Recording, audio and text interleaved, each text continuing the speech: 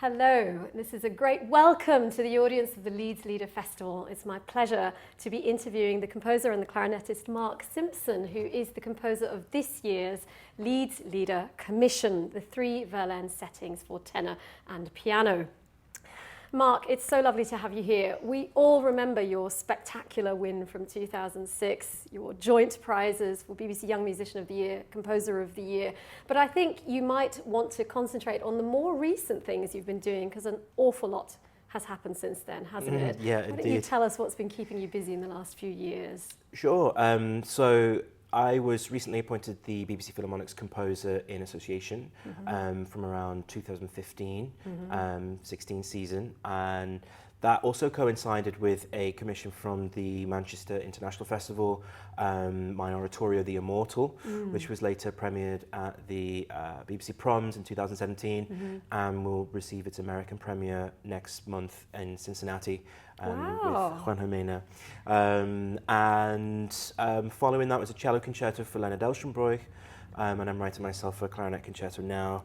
And something else which the Leeds audiences may remember me for is my chamber opera, Pleasure, which Opera North premiered in 2016 with Leslie Garrett as the toilet attendant. As the star, absolutely. Star of the show.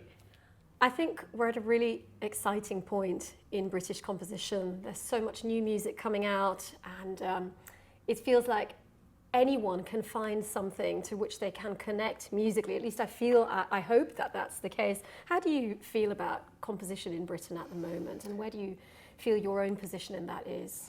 I think we do live in an exciting time, for sure. Yeah. I think there's probably a much broader kind of plurality of compositional styles around, even from when I really started to compose professionally, maybe about 10 years or so ago. I think one of the main reasons for that is that usually in any given country, there's usually a kind of a cultural arbiter, a compositional voice who kind of has the kind of the keys to the authority, in a greatness, sense. Significance. Exactly, yeah. And I think, but now there is a kind of there are a lot more varied kind of approaches to the kind of business setup of how to present the music. So therefore, you know, we don't all, the idea of, say, for instance, a contemporary classical piece of music doesn't necessarily have to exist within say, for instance, a kind of like an avant-garde modernist aesthetic that's written for a kind of smaller group of virtuoso players. You know, what about stylistic diversity? I feel like you're edging about telling us in what ways you feel music has changed. What else is going on there that you think is actually coming in which wasn't there before? I think there's, broadly speaking, I think there's more of an accepted approach to kind of tonality, consonant tonality, tonal centers, music with keys. I mean, my music has very strong tonal centers, and I write some pieces with key signatures as well, which is you know, which just sounds strange to say, but I mean, some pieces have very distinct kind of tonal areas, you know, whereas say maybe 10 or 15 years or so, I would have felt maybe kind of insecure in that approach. I think now there's a broader acceptance of that, and I think that people like it more. They might not say it to my face, but I think it's more accepted to do that. So what do you think's changed? I completely hear what you're saying when you say, you know, even as little as 15 years ago, people's eyebrows would have gone up if you were writing in a popular or appealing idiom. So why do you think we're at this point where we are more accepting of different kinds of music? That's a very difficult question, and I think the answers go back to really modernism as a cultural phenomenon, and music's relationship to that particular kind of artistic thinking. Where, you know, you can go from how Baudelaire, how Wagner was interested in Baudelaire, and then later on how Mallarmé was influencing people like Boulez, and suddenly the musical styles reflected those kinds of changes in art and literature. What then happened is that, I mean, I'm talking in very broad terms, is that you have this kind of monetization and commodification of modernism as a kind of as a lingua franca, as a way to kind of to write contemporary music, and then you get this kind of in or out kind of thing, you know. So the successful modernist kind of avant-garde composers would write in a very aggressive style, and they would be the kind of ones with, like we said, the keys to the power. That system now is pretty much disintegrated. The systems that were left by, say, Boulez, for instance, or maybe Oliver Nussen, are in existence still, the London Sinfonietta, Ensemble Intercontemporain, whatever.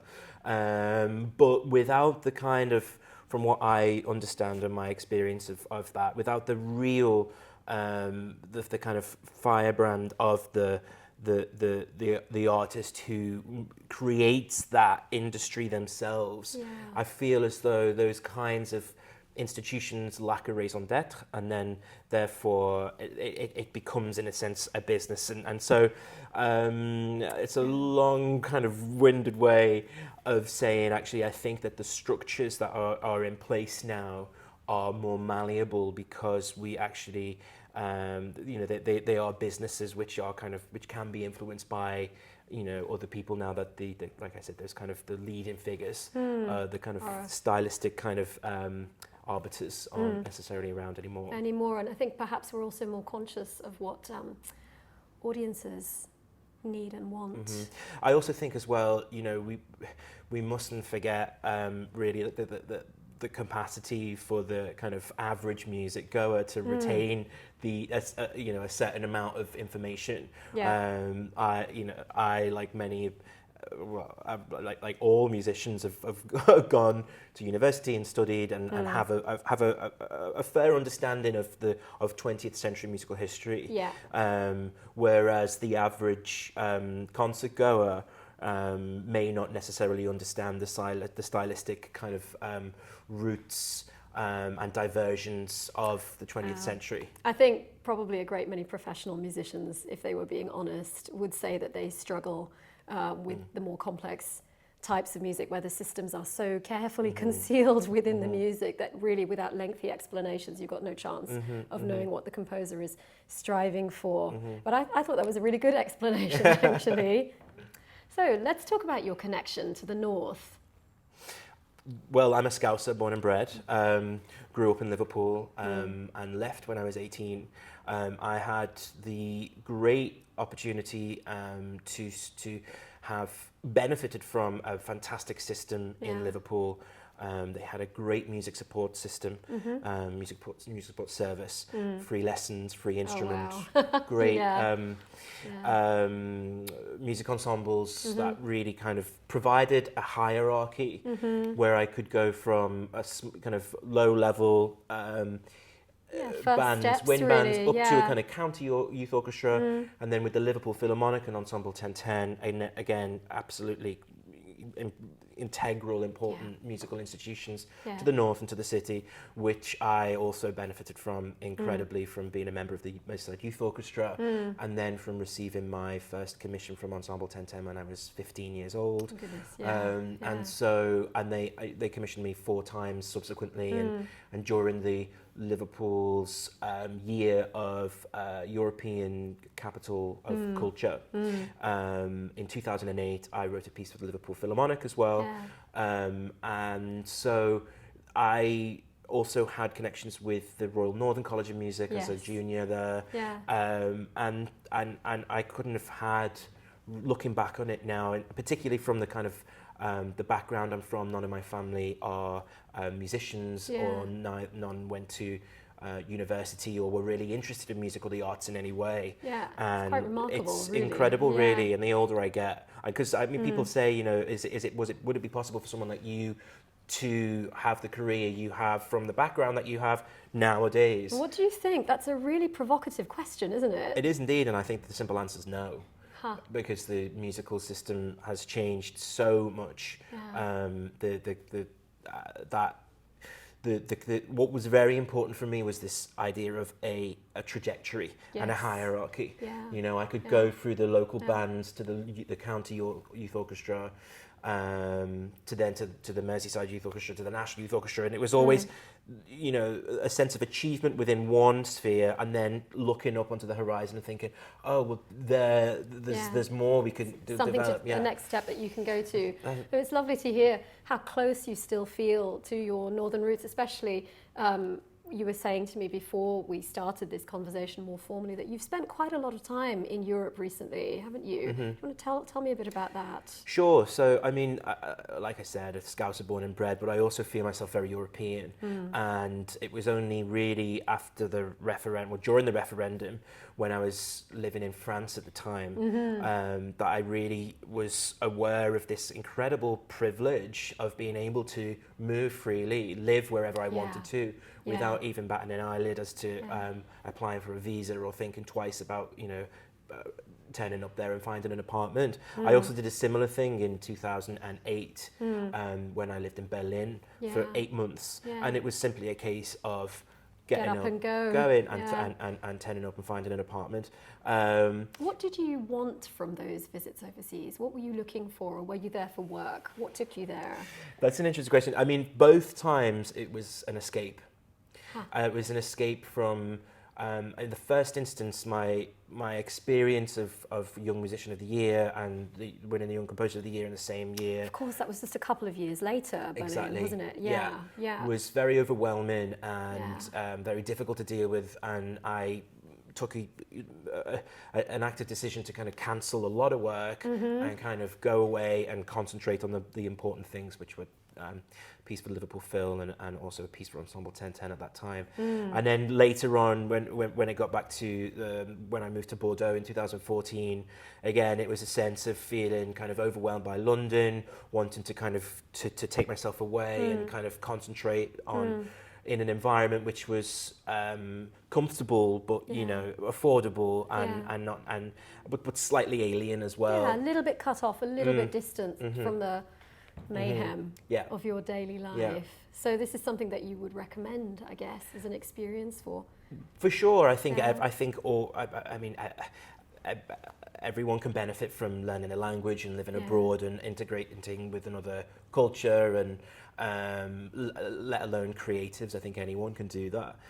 For me, though, the idea of moving abroad in those two instances were really to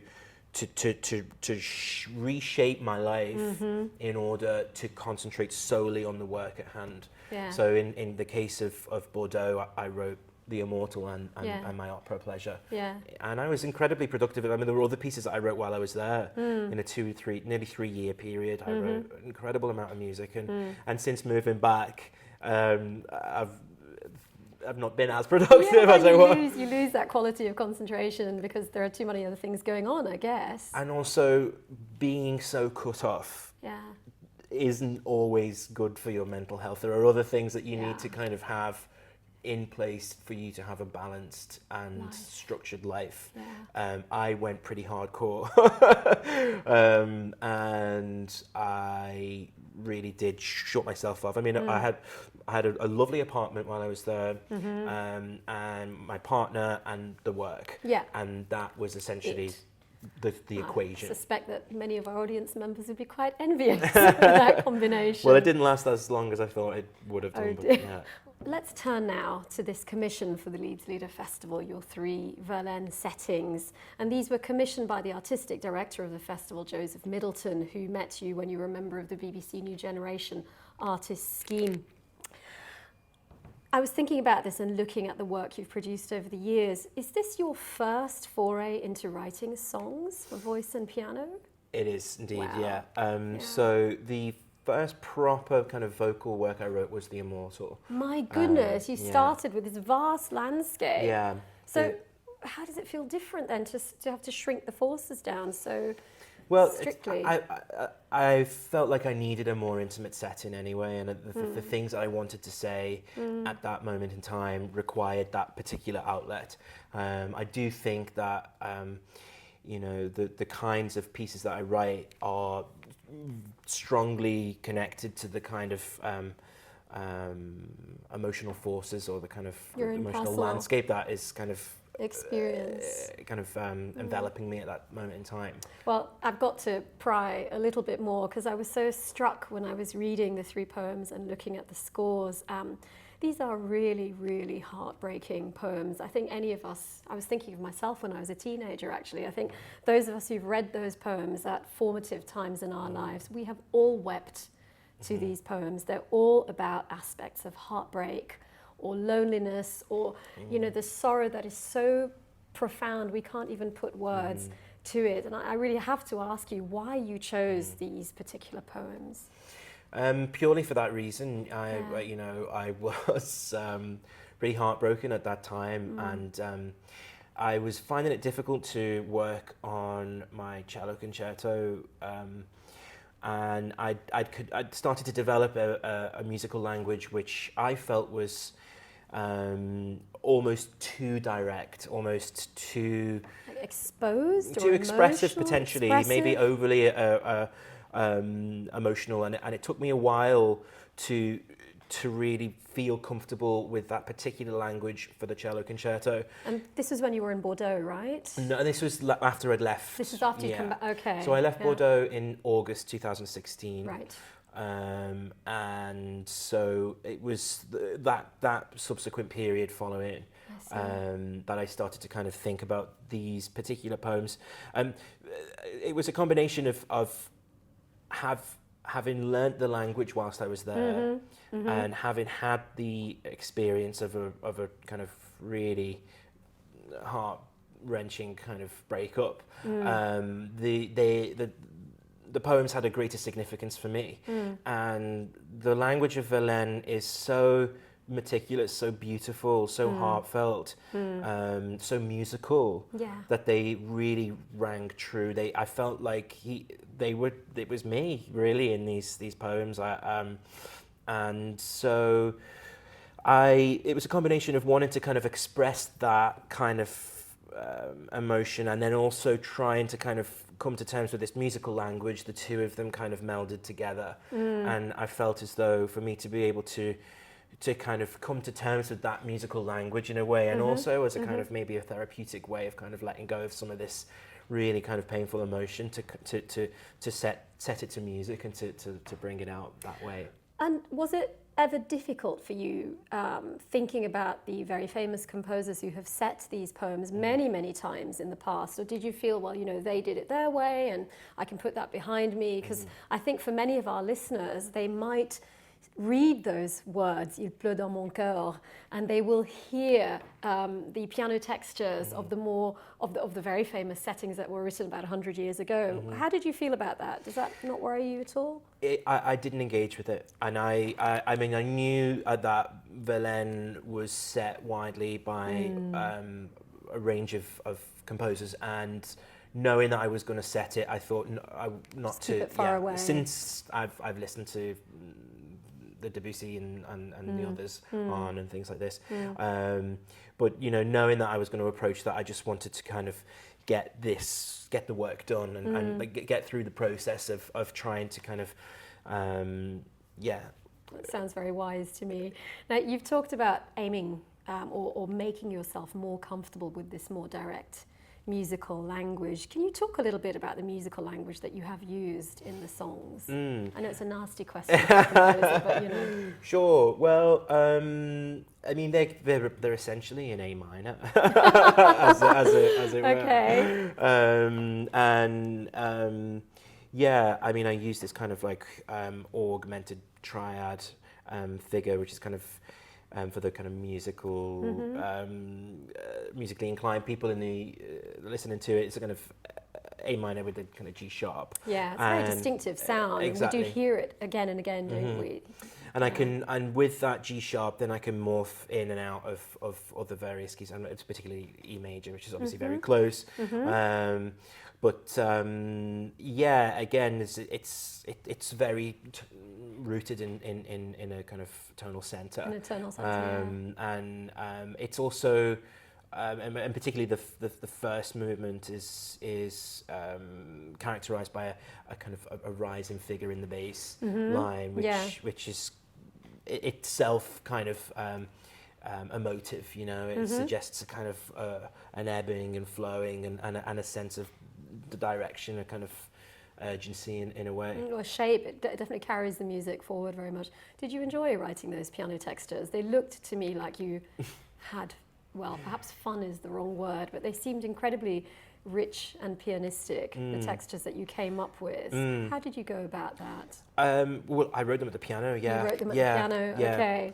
And I tend to, some pieces I write more at the piano. I mean, if I'm writing something which is chamber music with the piano, I will write it at the instrument, and then some things, if they're more kind of orchestral, I'll maybe have more of a line, more of a template of the harmony, and then maybe and then work it out a different way. Yeah, from that point. but these were definitely just, you know, straight. And what about the writing for the voice? It's difficult to write well for the voice, I think, or perhaps you don't feel that is the case. How do you get a sense of breath and line, especially when this poetry is really, it's quite elusive. You try and grab a word and it's almost like it slips between your fingers. So how did you go about writing for the voice? From a technical point of view, I write very melodic music and very expressive music, and I'm also... Do you sing it yourself? Well, I kind of karaoke version when no one's listening, maybe. And also as a clarinetist as well, the kind of sense of what you can do within one particular phrase. I mean, I know playing a clarinet and using the voice... It's very similar. Yeah, but so that's the kind of approach that I take. And I also, you know, I don't want to kind of make the players feel uncomfortable. Yeah. I know where I feel comfortable expressing myself. Yeah. And I also understand that a depth of expression can come from the simplest material. I don't think, especially, you know, the kind of connotation of extreme virtuosity in contemporary music, for me, doesn't really sit, and I'm not really bothered by it. Yeah, fair enough. And the kind of older I get, the more that I realise that melody and line and rich harmony and real expression, heartfelt expression, is my true musical voice in a sense. So that's wonderful. That's kind of where I'm going with these pieces in particular. I think it's so refreshing to hear you talk about your composition in this way with so much honesty and with such a strong sense of wanting to say something that is artistically true. I think that comes across very strongly from you, and I love it. I love to hear it. Art music is facing difficult times. It's a bit of a cliche to say it, but you know, audiences are apparently shrinking. We know that music provision is in a difficult situation, and you know that the art that we love is facing real challenges. So what do you think could be good ways forward, particularly with young people in mind, or parts of the country which haven't received the same amount of investment as other parts? What could we be doing to bring into prominence the things that we care about so much, which have brought us to the festival today? Funding at the state level, straight in from the word go. I mean, from my experience, coming from a background where my family weren't musical, and arts, the arts as a lifestyle choice, and something which was kind of intellectually and philosophically kind of enriching, was not really on the cards, and nor had any of my family gone to university. You know, I was given a free clarinet and free instrumental lessons. And then that was it. I was off, and this whole world had opened up to me. You know, and so it's a financial hurdle. I think what needs to be done is that at the ground level, at the real kind of entry level, we are allowing every child the possibility to experience music. As makers of music, not just as recipients. Exactly. Because we tend to talk about audiences, don't we, as if they're a separate group. But I think the older I get, the more I think if you play yourself, or if you sing yourself, you have a much more fundamental connection to what is going on a concert stage. Do you think that's true, or...?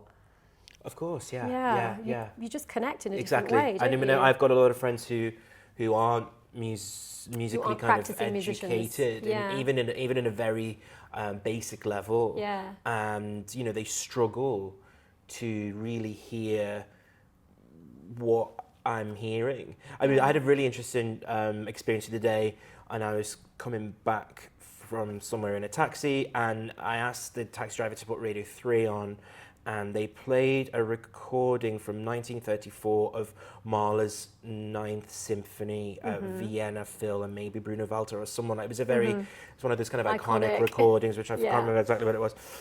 And I started to listen to it from the point of view of the taxi driver, and it made no sense to me at all. Because I mean, it was kind of exacerbated due to the fact that it was a very old tinny recording. Yeah. And so it was first of all the concept of actually, listening to those early LP recordings that had a kind of strange veneer, but then just the kind of the musical language of Mahler, the complexity, the intensity of it, the duration, but also the kind of shape of the melodic line, the contours, the kinds of expression, this kind of not angular, but kind of unkempt, I want to say, a kind of uncontrollable, it can be a bit ragged almost. Yeah. And I just thought, God, this is making absolutely no sense to me. And I wonder what the taxi driver's thinking of this particular performance. And so, I do think it's important for Mahler's probably the top end of the spectrum of understanding it, but what he can offer us from a human level, and that depth of expression that you can feel, even if you just something from as direct as the Adagietto from the Fifth Symphony is really, really profound and special. And I think we understand trying to kind of articulate what music is as a language and what it can do. It's very difficult. It's elusive. It's elusive. Yeah. And people want facts and figures and data and explanations. Exactly. And maths and English and science are all kind of they're right up there with the most important kind of ways of learning and experiencing the world. Yeah. But I think intelligence doesn't necessarily have to come from the amount of kind of multiple equations you can do, or whatever. I don't even know what they're called.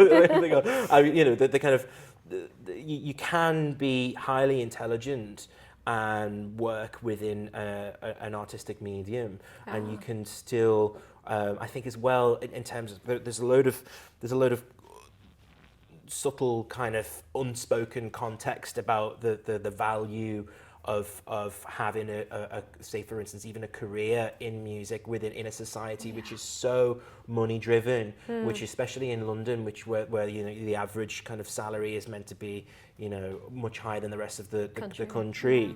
So there's the people that are in positions of power from an education point of view that don't necessarily understand the kind of the deeper, even more spiritual kind of effect that music can have. The emotional the nurturing, profound, really experiences that you can have on a deep level are making decisions about the way it's taught based on facts and figures and things like that. So it does become quite complex and quite nebulous, but I think on a very simple level, on a basic level, if music provision is provided to every child.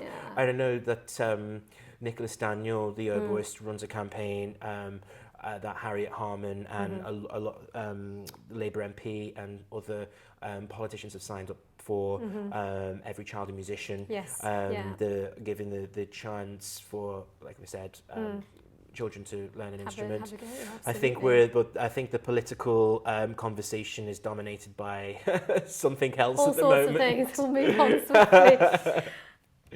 I want to thank you so much for everything that you've said. I think I'm not alone in looking forward very much to hearing your Verlaine settings this evening. You've set them up for us beautifully, and you've also, I think, given us some real challenges, something good to think about, not just for this evening, but in terms of how and why we love music all together in our lives. Mark, thank you very much. Thank you. We do Cheers. this. Thank you.